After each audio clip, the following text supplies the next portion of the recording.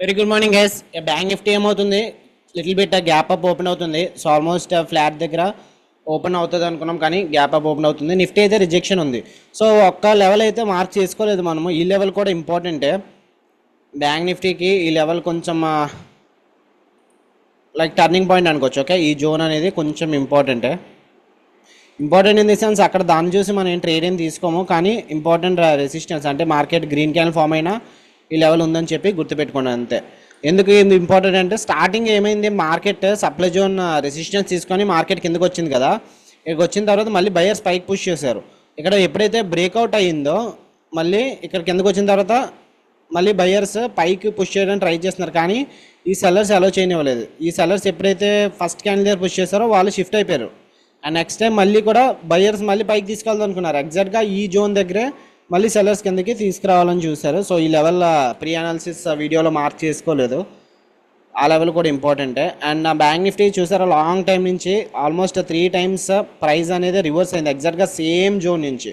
ఎందుకు రివర్స్ అయిందంటే ఇక్కడ ఆఫ్కోర్స్ సప్లై జోన్ ఉంది. ఎందుకు సప్లై జోన్, ఎందుకు ఫస్ట్ టైం ఎందుకు రివర్స్ అయిందంటే 50,000 అనేది రౌండ్ నెంబర్ కదా. 50,200, 50,230, ఓకే 50,500 అయితే వెళ్ళనివ్వట్లేదు. సో 50,000 రౌండ్ నెంబర్ దగ్గర సెల్లర్స్ అనేవాళ్ళు పుష్ చేస్తున్నారు.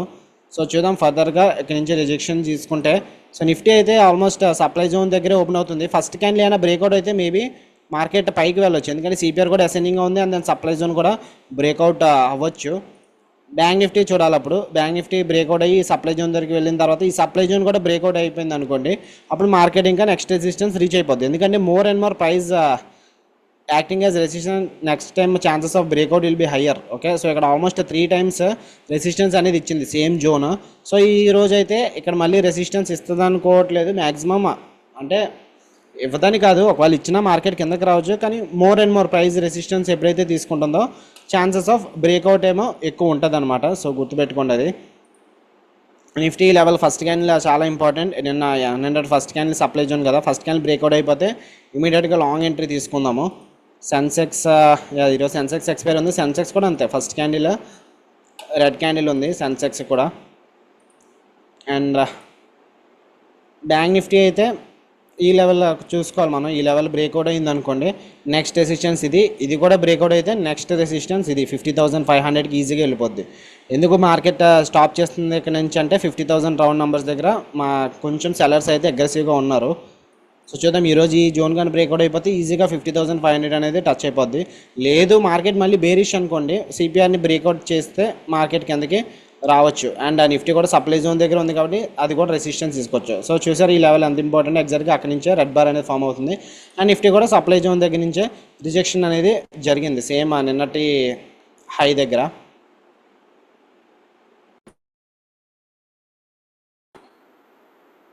ఫస్ట్ క్యాండిల్ సిపిఆర్ దగ్గర నుంచి రిజెక్షన్ తీసుకుంటుంది ఇక్కడ నిఫ్టీలో, బ్యాంక్ నిఫ్టీలో. కాకపోతే ఇక్కడ షార్ట్ వెళ్ళడానికి లేదు, ఎందుకంటే నిఫ్టీ అప్పుడు సిపిఆర్ సపోర్ట్ ఉంది. And at the same time ఇక్కడ మనం షార్ట్ ఎంట్రీ తీసుకున్నా మన రిస్క్ రివార్డ్ చూసుకోవాలి. ఓకే, రిస్క్ ఎంత అవుతుంది, ఈ జోన్ పైన పెట్టుకోవాలి. 200 points ఉంది రిస్క్. సో అలాంటప్పుడు కరెక్ట్ కాదు ఎంట్రీ. స్టాప్ లాస్ రిస్క్ పెద్దది పెట్టుకోవడం కరెక్ట్ కాదు. సో వెయిట్ చేద్దాం. ఇంకా ప్రెసెంట్ అయితే ఎంట్రీ అయితే ఏం తీసుకోవద్దు. బ్యాంక్ నిఫ్టీ ఇప్పుడు నిఫ్టీ సిపిఆర్ దగ్గర ఉంది కదా, సిపిఆర్ దగ్గర నుంచి గ్రీన్ క్యాండిల్ ఫామ్ అయితే మేబీ లాంగ్ ఎంట్రీ వెళ్ళొచ్చు ఏమో అని చెప్పి అనుకోవచ్చు. కాకపోతే బ్యాంక్ నిఫ్టీ అప్పుడు మళ్ళీ సిపిఆర్ రెసిస్టెన్స్ వస్తుంది అప్పుడు. సో కొంచెం రిస్కీ అని చెప్పొచ్చు ఇక్కడ. సో చూద్దాం ప్రైస్ యాక్షన్ ఇక్కడ.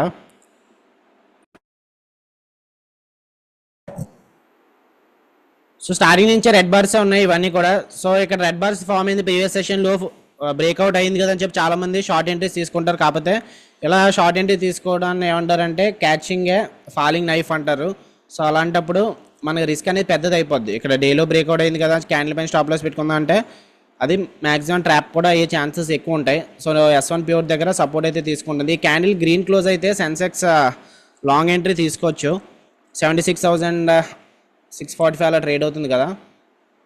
76,500 చూద్దాం.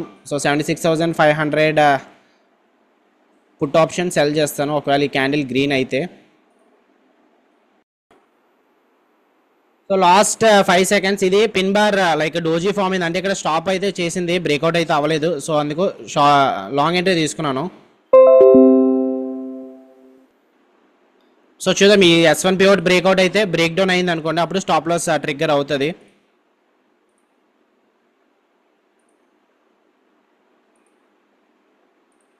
సో స్టాప్ లాస్ ఈ రెడ్ లైన్.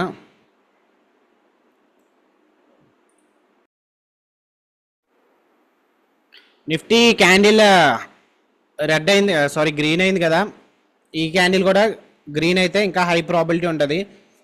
లేదు ఇక్కడ ప్రాపర్గా బుల్లిష్ క్యాండిల్ లేదనుకోండి, అలాంటప్పుడు కొంచెం రిస్కీ అనే చెప్పొచ్చు. ప్రజెంట్ అయితే 600 ప్రాఫిట్కి అయితే వచ్చింది.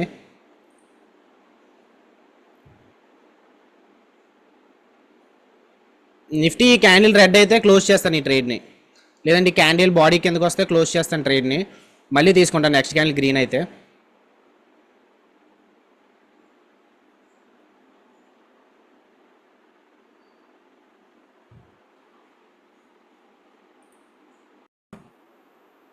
కొంచెం ఈక్వల్ క్యాండిల్ అయితే వచ్చింది, ఇక్కడ నుంచి పుష్ చేస్తున్నాను S1 నుంచి. సో హోల్డ్ చేస్తాను, ఏం ఎగ్జిట్ అవ్వట్లేదు. స్టాప్ లాస్ ఈ ట్రేడ్లో 2500 రిస్క్ చేస్తాను, ఎందుకంటే మనకి మ్యాక్సిమం వచ్చేది 40 into 150 ఒక 6000 వస్తుందేమో. సో పని చేస్తాను, 215 పెట్టుకున్నాను స్టాప్ లాస్. 215 హిట్ అయిపోతే ఎగ్జిట్ అయిపోతాను. ఫస్ట్ టార్గెట్ 120 ఇచ్చాం కదా, 120 హిట్ అయిపోయింది. ఫస్ట్ టార్గెట్ స్కాల్పర్స్ ఎవరైనా ఉంటే తీసుకోవచ్చు. బ్యాంక్ నిఫ్టీ కూడా రెడ్ క్యాండిల్ ఫామ్ అయింది, సారీ గ్రీన్ క్యాండిల్ ఫామ్ అయింది. ఈ హైని బ్రేక్అవుట్ చేయాలి, ప్రీవియస్ డే లోన్ బ్రేక్అవుట్ చేయాలి, అప్పుడు ఇంకా హై ప్రాబిలిటీ పైకి వెళ్ళడానికి. సో మనం ఎందుకు ట్రేడ్ తీసుకున్నాము, రాదర్ దాన్ క్యాచింగ్ ఏ ఫాలింగ్ నైఫ్, మన రివర్సల్ తీసుకున్నాం అనుకోండి. ఫర్ సపోజ్ మీరు జస్ట్ ఆలోచించండి, ఇక్కడ మీరు ఎంట్రీ తీసుకున్నారు, షార్ట్ ఎంట్రీ తీసుకున్నారు, స్టాప్ లాస్ ఎక్కడ పెట్టుకోవాలి, ఇక్కడ పెట్టుకోవాలి, 80 పాయింట్స్ దగ్గర పెట్టుకోవాలి. అదే మీరు లాంగ్ ఎంట్రీ తీసుకున్నారు అనుకోండి, స్టాప్ లాస్ ఎంత, జస్ట్ ఇక్కడ ఎంట్రీ దగ్గర నుంచి ఇంతే ఉంటుంది కిందకి వరకు స్టాప్ లాస్, ఒక దగ్గర ఒక 30 పాయింట్స్ కూడా లేదు స్టాప్ లాస్ అనేది. కానీ రివార్డ్ వస్తున్నప్పుడు చూడండి, మోర్ దెన్ సిపిఆర్ వరకు అయితే 60 పాయింట్స్ వస్తుంది, డే హై వరకు అయితే 120 పాయింట్స్ వస్తుంది. సో ఇది గుడ్ రిస్క్ రివార్డ్ ట్రేడ్ అనమాట. సో అందుకే ఎంట్రీ తీసుకుని, అలాగని చెప్పి రిస్క్ తక్కువ ఉందని ట్రేడ్ తీసుకోవడం కాదు. ఇక్కడ ప్రీవియస్ డే లో బ్రేక్అవుట్ అయింది కదా, మార్కెట్ అగ్రెసివ్గా రెడ్ బార్స్ వస్తున్నాయి కదా అని చెప్పి అందరూ కూడా షార్ట్ వెళ్ళడానికి ట్రై చేస్తారు, కాకపోతే అది ఫేక్ బ్రేక్అవుట్ కూడా అవ్వచ్చు. ఓకే, సో అందుకు మనం ఎంట్రీ తీసుకున్నాం. దాని మనకి స్ట్రాటజీ ఉంది కదా, స్ట్రాటజీ నెంబర్ 22 ఒకసారి రిఫర్ చేయండి, దాని ప్రకారం కూడా మన ఎంట్రీ అనేది తీసుకోవచ్చు. సో ప్రెసెంట్ అయితే 1500 ప్రాఫిట్ అయితే వచ్చింది. సో చూద్దాం ఫర్దర్గా కంటిన్యూ అవుతుందో, లేదంటే ఇక్కడ పుల్ బ్యాక్ ఇచ్చింది అనుకోండి. బ్యాంక్ నిఫ్టీ లెవెల్ ఇంపార్టెంట్ అని చెప్పాను కదా, ఇక్కడ నుంచి మళ్ళీ బ్రేక్అవుట్ అయితే మార్కెట్ మళ్ళీ కిందకి రావచ్చు, ఛాన్సెస్ అయితే ఉన్నాయి.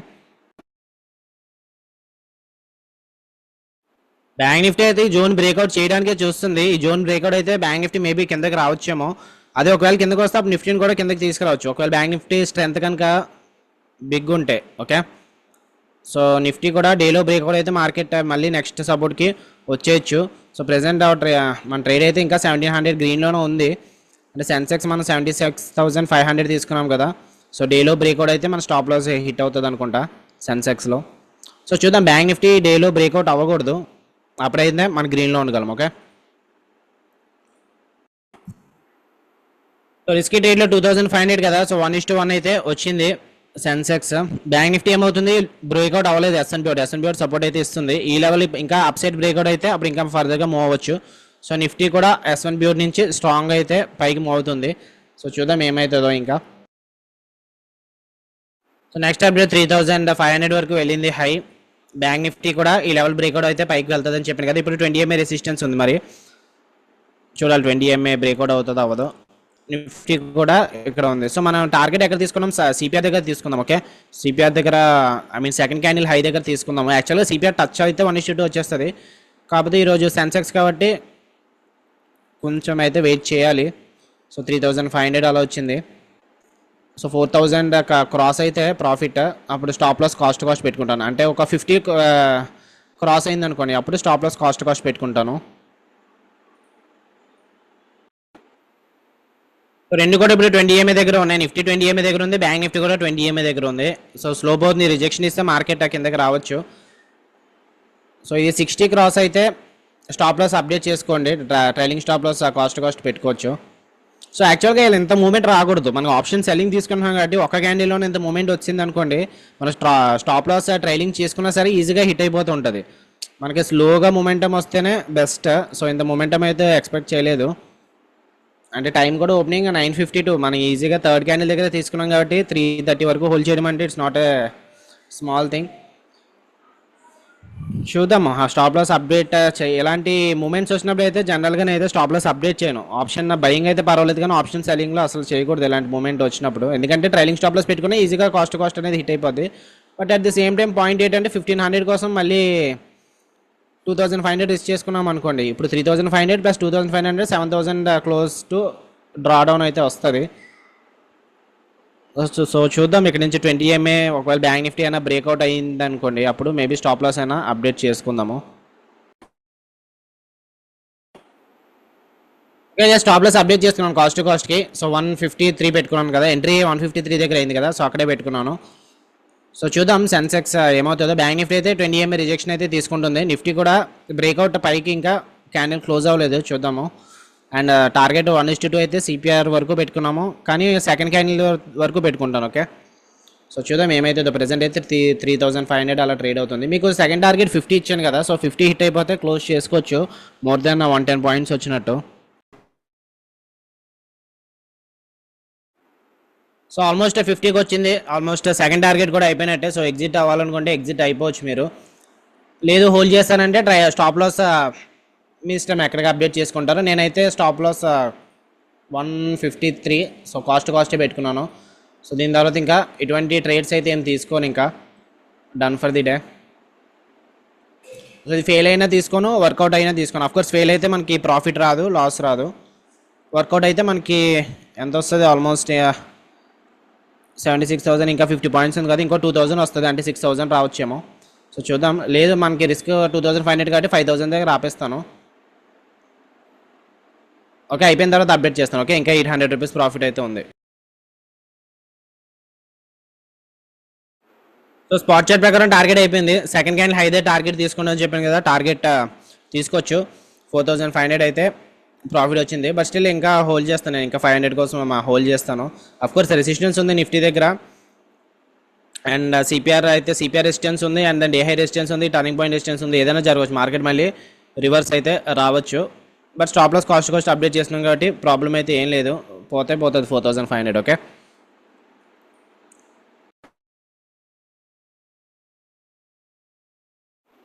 ఓకే గైస్, 1:2 అయితే అయిపోయింది మనకి. ఆప్షన్స్ ప్రకారం అయిపోయింది, స్పాట్ చార్ట్ ప్రకారం అయితే ఎప్పుడే అయిపోయింది. కాకపోతే మనకి నెక్స్ట్ రెసిస్టెన్స్ ఇక్కడ సప్లై జోన్ ఉంది కదా, సో సప్లై జోన్ దగ్గర కూడా వస్తుంది. సో హోల్డ్ చేయొచ్చు, అది 0 అయ్యే వరకు కావాలనుకుంటే. బట్ స్టిల్ నేను రిస్క్ రివార్డ్ ట్రేడర్ని. సో చూడండి, కావాలంటే 4900 ఆల్మోస్ట్ ఒక 15 to 20 మినిట్స్ వరకు అలా తిరుగుతూనే ఉంది 4900 దగ్గర. అక్కడ కూడా ఎగ్జిట్ అవ్వలేదు, జస్ట్ ఒక 100 రూపీస్ కోసం అలా 20 మినిట్స్ వెయిట్ చేసాము. So that's what the risk reward. And trading is completely patience game. ఎంత పేషెన్స్గా ఉంటే మీరు లాంగ్ రన్లో అంత సక్సెస్ అవుతారు. ఓకే, సో 153 దగ్గర ఎంట్రీ తీసుకున్నాం 929కి, అండ్ 939కి 27 దగ్గర ఎగ్జిట్ తీసుకున్నాం. ఆల్మోస్ట్ క్లోజ్ టు 1 అవర్ అయితే వెయిట్ చేసాము. అండ్ ఎంట్రీ ఎందుకు తీసుకున్నామో మళ్ళీ ఒకసారి చెప్తాను. మనకి అఫ్కోర్స్ డే ట్రేడింగ్ స్ట్రాటజీస్ అయితే ఉన్నాయి. ఎవరైనా డే ట్రేడింగ్ కోర్స్ జాయిన్ అవ్వకపోతే మీకు ఈజీగా అర్థమైపోతుంది. ఎందుకంటే ఓన్లీ రాదర్ దెన్ దిస్ డైరెక్ట్గా మీరు నా ప్రాఫిట్స్ నుంచి చూసి కాపీ కొట్టి ట్రేడ్స్ తీసుకుంటే మీరు జస్ట్ అక్కడ మీరు అమౌంట్ కోసం చూస్తున్నట్టు, మనీ మైండెడ్, కొంచెం మనీ కోసం చేస్తున్నట్టు, స్ట్రగుల్ అవుతున్నట్టు. అలాంటి నా రిస్క్ నాకు తెలుసు కదా అది కూడా. సో నేను ఏ స్ట్రాటజీ ముందుగా తీసుకుంటున్నాను అది కూడా మీకు తెలిస్తే ఇంకా కొంచెం ఫాస్ట్గా రెడీగా ఉంటారు. ఓకే,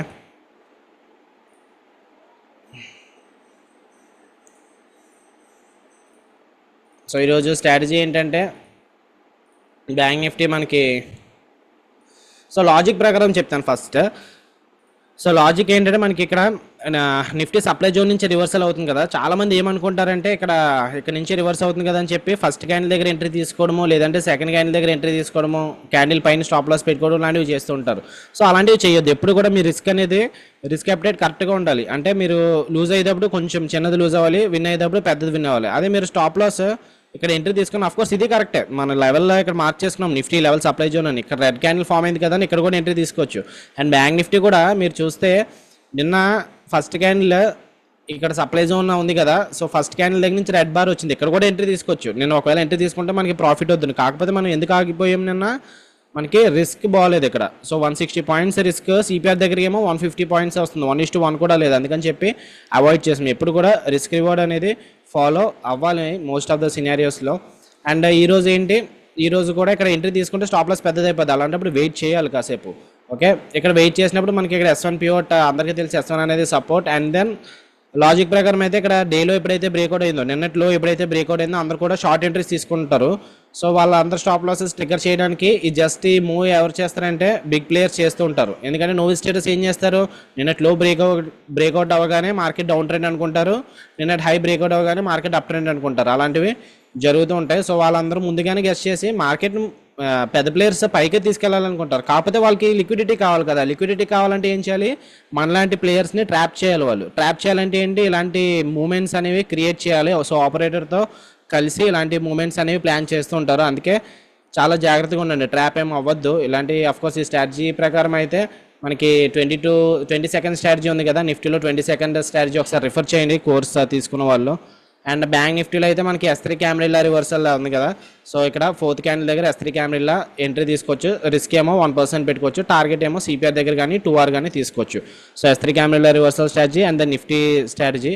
ఈ స్ట్రాటజీస్ అన్ని కూడా మెయిన్ పెట్టడానికి రీజన్ ఏంటంటే ప్రైస్ యాక్షన్ ప్రకారం అండ్ దెన్ పెద్ద ప్లేయర్స్ అండ్ నో స్టేటస్ యొక్క లాజిక్స్ అవి కూడా, అంటే దానికోసం అయితే స్ట్రాటజీస్ పెట్టడం జరిగింది.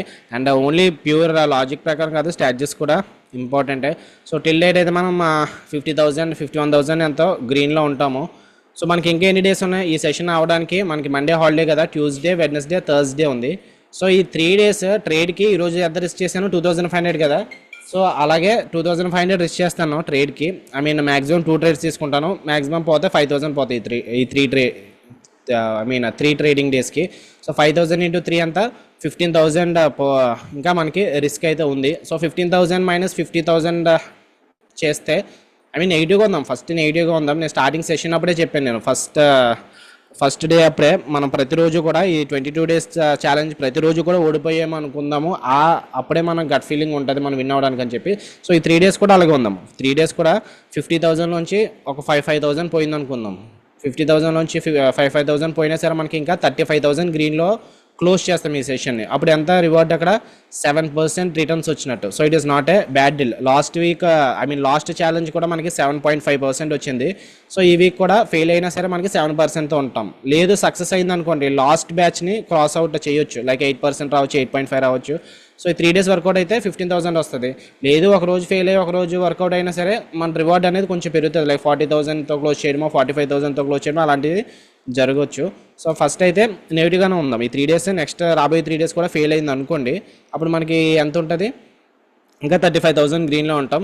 సో నిన్న చేసిన మిస్టేక్ ఏంటంటే, నిన్న రిస్క్ 5,000 కన్నా మించి చేశాను. అఫ్కోర్స్ నా క్యాపిటల్ 5 lakhs కాబట్టి 10,000 రిస్క్ చేయొచ్చు రూల్ ప్రకారం. కాకపోతే ట్రేడ్కి 2,500 రిస్క్ చేస్తున్నప్పుడు 2 trades తర్వాత ఆపేయాల్సిందే. నిన్న 10,000 రిస్క్ అనేది కొంచెం మైనస్ అది. And at the same time నిన్న వర్కౌట్ యాక్చువల్గా అయితే మీకు అయితే వర్కౌట్ అయింది, నాకు వర్కౌట్ అవ్వలేదు. ఎందుకంటే నేను పిరమిడింగ్ చేశాను కదా, దానివల్ల పిరమిడింగ్ వల్ల అడ్వాంటేజ్ ఉంటుంది, డిసడ్వాంటేజ్ ఉంటుంది. అడ్వాంటేజ్ ఏంటంటే, నిన్న ఒకవేళ ట్రేడ్ వర్కౌట్ అంటే నిన్న ఆ ట్రేడ్లోనే నాకు 9,000 ప్రాఫిట్ వద్దును.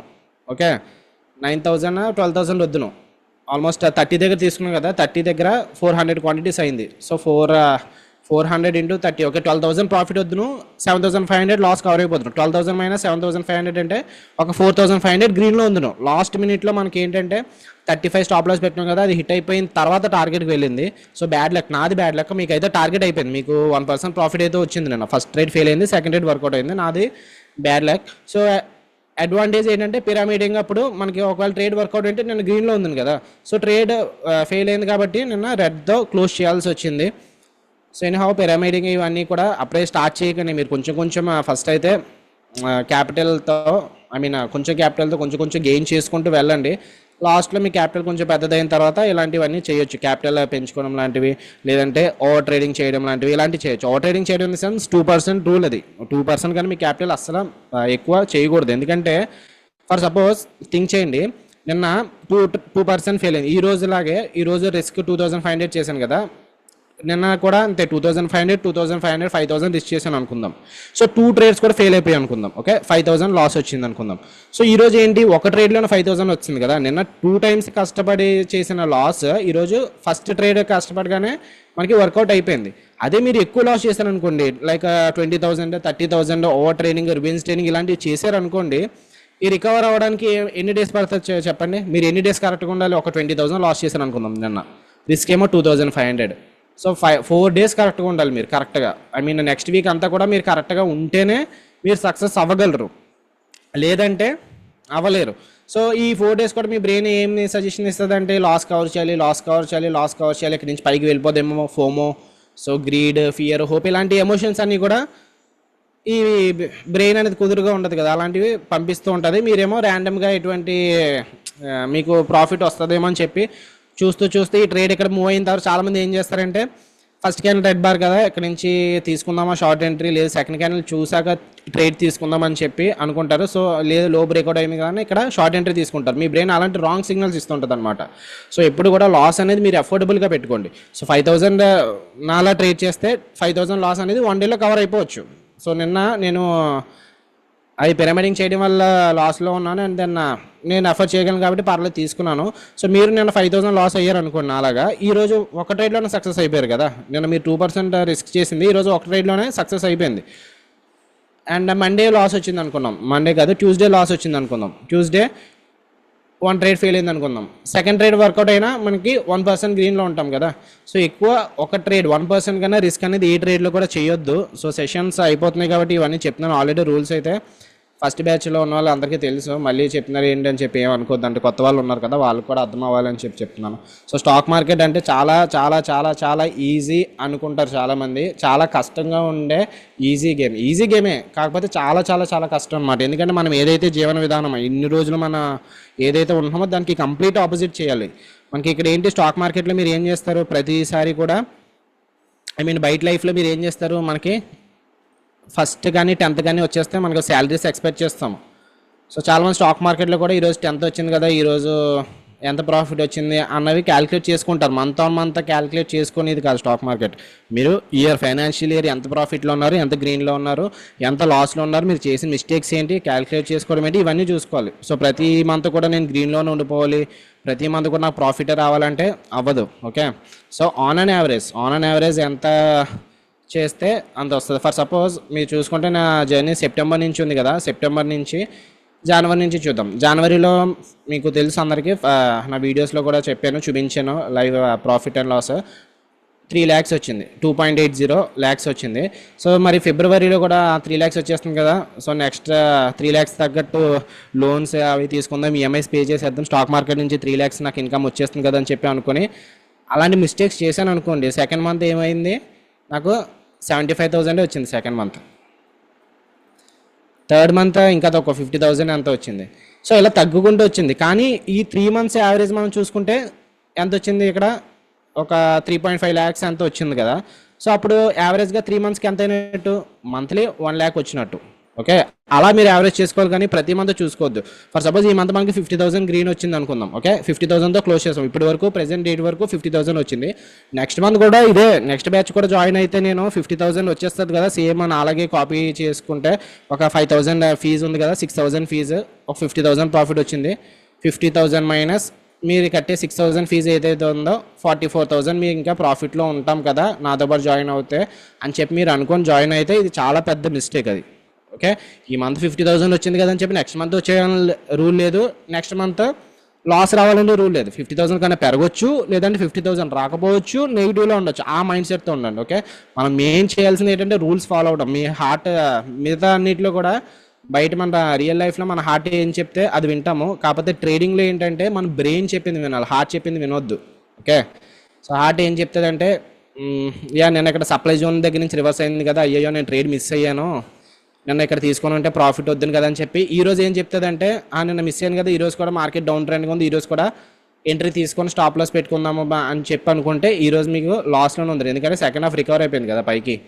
సో మీకు తెలియదు కదా ఎగ్జాక్ట్గా మీరు ఇక్కడి నుంచే రివర్స్ అవుతుందని మీకు తెలియదు, మీరు ఇంకా హోల్డ్ చేస్తూ ఉంటారు. కాకపోతే ఇప్పుడు ఏమవుతారు, ఇంకా లాస్లో ఉంటారు. ఇప్పుడు ఏంటంటే డే హై బ్రేక్అవుట్ అయ్యాక మార్కెట్ ఎక్కడికో వెళ్ళిపోయింది అనుకుందాం. అలాంటప్పుడు ఏం చేస్తారు, హోల్డ్ చేస్తారు అంటే రివర్స్ వస్తుంది అని చెప్పి హోల్డ్ చేస్తారు, హోప్తో ఉంటారు, మీ క్యాపిటల్ అంతా కూడా పోగొట్టుకుంటారు. So hope is very dangerous. అలాంటివి ఏం చేయకుండా, అంటే ఇవన్నీ కూడా మనకి హార్ట్ ఇస్తుంది అనమాట, ఈ సిగ్నల్స్ అన్నీ కూడా. సో హార్ట్కి దూరంగా ఉండాలి. అంటే మీరు ఏం చేయాలంటే మార్నింగ్ మీరు చేస్తే చేయండి, లేకపోతే లేదు. మీరు సక్సెస్ అవ్వాలనుకుంటే కంపల్సరీ సక్సెస్ అయిన వాళ్ళ మాట వింటే బెస్ట్. అది నాదనే కాదు, ఎవరన్నా సరే ప్రొఫెషనల్ ట్రేడర్స్ చేసే పని ఇది. మార్నింగ్ కంపల్సరీ ఎక్సర్సైజ్ చేయండి. ఓకే, ఎక్సర్సైజ్ ఎందుకు చేయాలంటే మీ బాడీ ఎంత కరెక్ట్గా ఉంటే మీ బ్రెయిన్ అంతా పనిచేస్తుంది. ఓకే, అండ్ ఫీలింగ్స్ అవి ఏమో ఉండకూడదు. లైక్ మీరు రివెంజ్ ట్రేడింగ్ లాంటివి ఏమైనా చేస్తారు, ఎందుకంటే మీ ఇంట్లో కానీ లేదంటే మీ ఫ్రెండ్ సర్కిల్లో కానీ ఏమైనా గొడవలు పెట్టుకొని మీరు నెక్స్ట్ డే ట్రేడింగ్ చేశారనుకోండి, అలాంటివి మీ ఈ ఎమోషన్స్ అక్కడికి వెళ్తుంటాయి అనమాట. సో ట్రేడింగ్ ఎంత పీస్ఫుల్గా ఉంటే అంత బెస్ట్. మెడిటేషన్స్ చేయండి, లేదంటే యోగా చేసినా పర్వాలేదు, లేదంటే ఫిజికల్ ఎక్సర్సైజ్ ఏది చేసుకున్నా పర్వాలేదు. కంపల్సరీ 1 hour to 2 hours అయితే చేయండి. అంటే ఒక రోజులోనే చేసేస్తే ఒకరోజు చేస్తే సక్సెస్ అవుతారని అన్నాం. కన్సిస్టెంట్గా చేయండి, ఏదన్నా సరే కన్సిస్టెంట్గా చేస్తేనే మనం సక్సెస్ అవుతాం, అదైతే గుర్తుపెట్టుకోండి. ఓకే, సో ఎనీ డౌట్స్, ఏమైనా డౌట్స్ ఉంటే నాకు చాట్ బాక్స్లో పెట్టండి, లేదంటే సెషన్ క్లోజ్ చేద్దాము.